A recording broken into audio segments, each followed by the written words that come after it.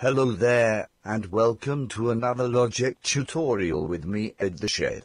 My name is Ed, but I am not a shed. In this video I will go through the Distortion and Overdrive plugins and give you a few tips for using them. Now, these plugins are very similar, but they both emulate different types of transistor.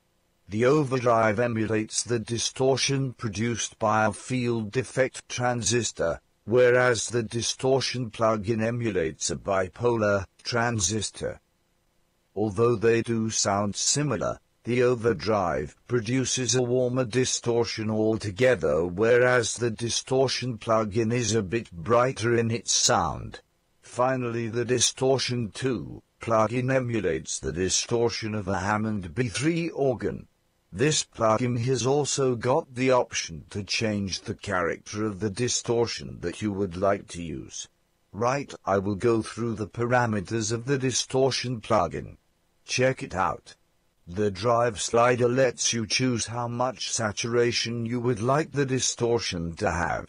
The tone knob is actually just a high-cut filter. So if I get this equalizer up and show you, then you should notice, as I bring the tone slider down, it actually high-cuts the sound. Let me show you.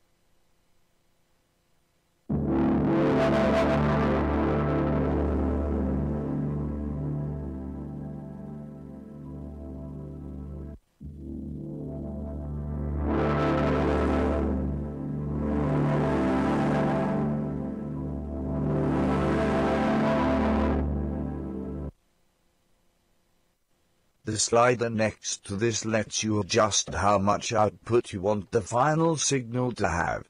Now, the Overdrive plugin is exactly the same and the parameters are the same also. So you now know 2 for the price of 1. Bargain. Right. Last but not least, we have the Distortion 2 plugin. The parameters on this one are very similar again. So, the pre-gain lets you choose the amount of gain you want on your input, and then the next 2 knobs should be fairly understandable by now, but just in case you're a bit slow, I'll quickly go through them again. So, the drive knob lets you choose the amount of saturation you want to apply to the distortion, and the tone is basically a high-cut filter. Lastly, however, this plugin gives you the choice between 3 different distortion characteristics that all have different emulations. Make sure you try experimenting with these because they can give a very different texture to the sound. Overdrive and distortion can often be used to beef out bass lines and synthesized noises.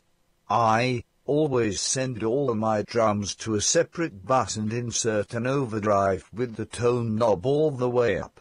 This can really bring out the drums and make them more punchy and prominent, so definitely give it a go, or look out for my future video on mixing drums. Right, that is all for this video. Pretty simple stuff really. Now go and make some disgustingly dirty sounds with the new knowledge you have. But remember to wash behind your ears.